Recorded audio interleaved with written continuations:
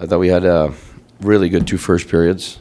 I mean, the second period there, we didn't give one shot to the opponent. I think it's the first time since 1939 that it's happened to them in playoffs. So I think that's pretty good.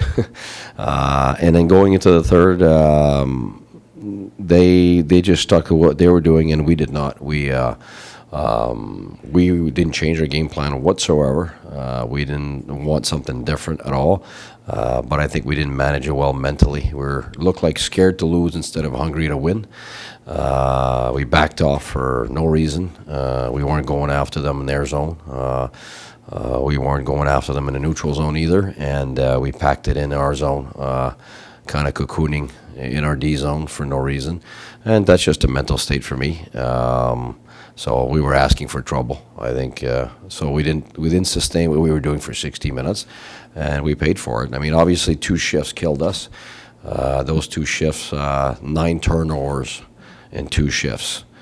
One of the goals is 5 turnovers in our zone, and the other one is 4 turnovers. And I mean, even 1 turnover is not good. So clearly, that's what killed us, and not being able to sustain what we were doing for 60 minutes.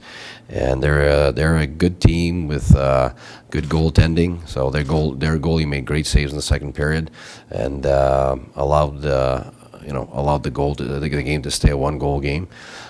So obviously that was a big part of it, but Marchand gets that goal after our turnovers, and he's a clutch player. So Is there anything a coach can do when you get a sense that mentality is not where it should be?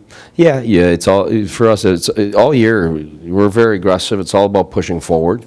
We haven't changed anything for a long time. Of course, we tweak things, but our mentality is being very aggressive, and it's a mental state of mind, and we remind the players of that. But I think you got to go through it.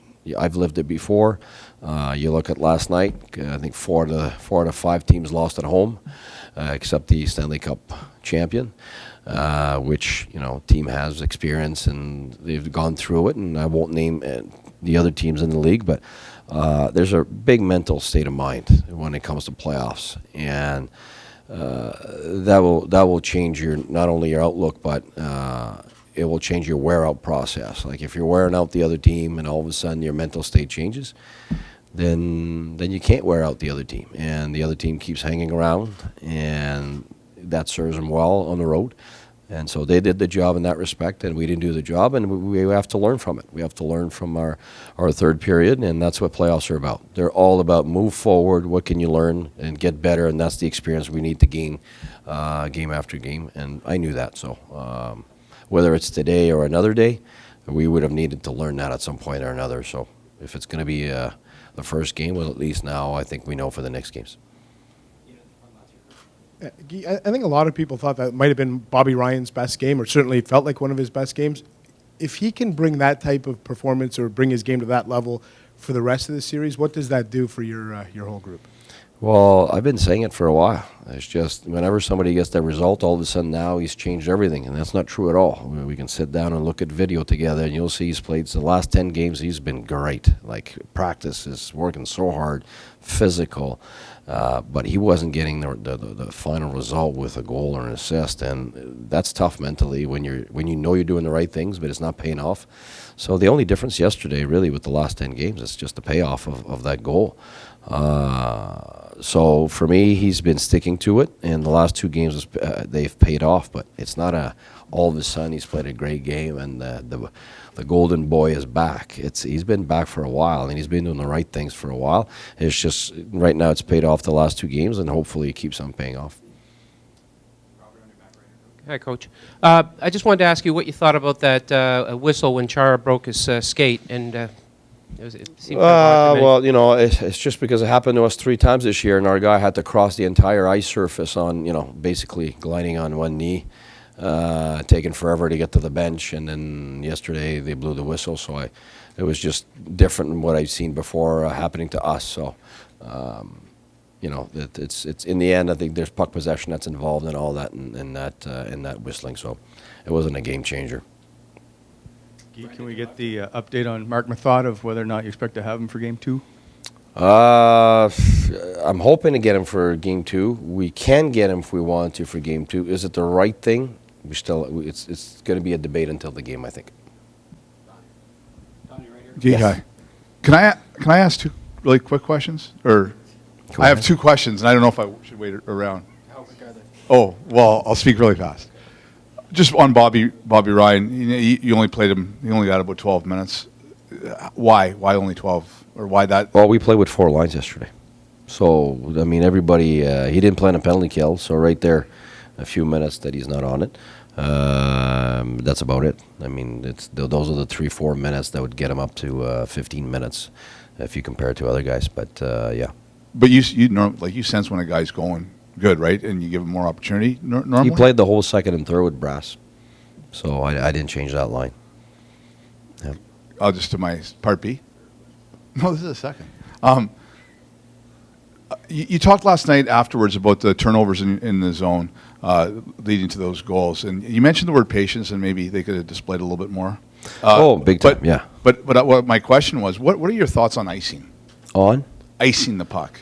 Well, for me, I would have taken an icing on any one of those plays, and that's, if you look at how we scored that goal, Eric had nothing, and he got it off the glass, and he got it far enough that we were able to pursue the puck, and we scored that goal, and that's by far preferable than just giving it back constantly to the opponent. We panicked with the puck there. I think nobody wanted to make that mistake in the third period that would give them that goal, and that's the wrong attitude. We got half poised with the puck like we've had all year.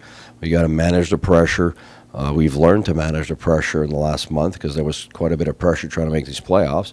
And so, it's playoffs, but it's the same game. And we can't be overwhelmed by the pressure of winning or losing that one game and start throw pucks away. So that, for us, that's the learning part, is whether it's the first or the third period, when there's a play, make it. When there is no play, that puck's got to be out of our zone harder than we did yesterday.